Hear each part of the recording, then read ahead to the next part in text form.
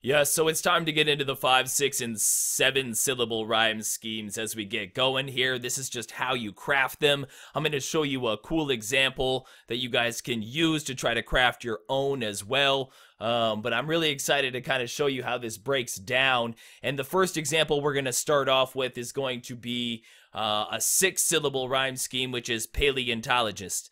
I got a bone to pick like a paleontologist. So if, say, we wanted to rhyme that word, it's 6 syllables long, and we want to rhyme the whole entire word, right? So from paleon all the way to tologist. So there's a couple things we need to do. So let's break it down into syllables.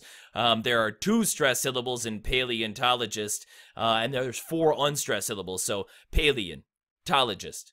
That's how it breaks down. So the key thing is to understand where the stress syllables are. So A and all. And then, so we need to make sure that that's tight, but then also at the end of the rhyme needs to be tight as well. So what you can do is you can actually break it down into 2 sections if it makes it easier for you. You can break it down into more sections as well to try to get more in different types of rhymes, but I find that this is one of the easiest ways to craft them. So I like to show this example because this is how I do it all the time. Anyways, so let's take a look at a couple of the different options. So if you broke it down into 2 sections and created rhymes for each, what you could do is you could break it into paleon and tologist. So for paleon, you got stuff like phelan and alien, Australian, Canadian, nailing a major and 80 and baby and radiant, stadium, catering, cradling.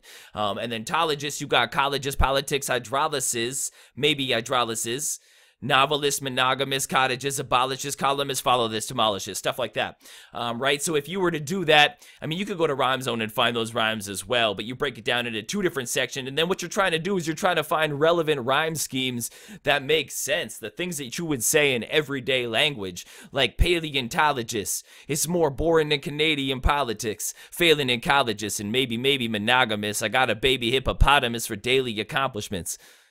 Something like that, right? So I think that's kind of cool way to understand how 6 syllable rhyme schemes work. And I mean, honestly, breaking it down in that fashion is going to be, you know, super sick for you to understand and how to learn.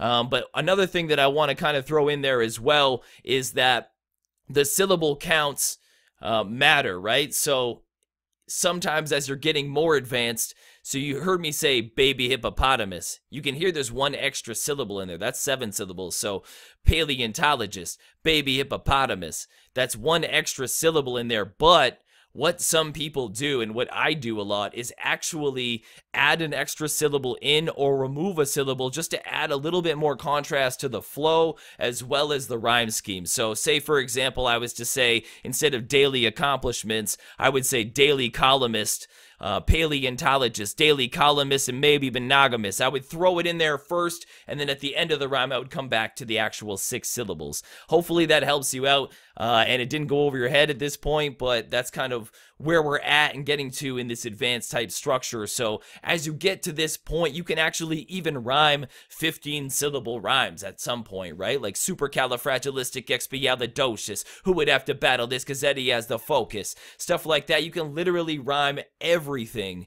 It gets really repetitive if you do, so you got to fine tune yourself to stop with that, but it's still fun to create some of these multi-syllable rhyme schemes, and it's what made me fall in love with hip-hop to begin with.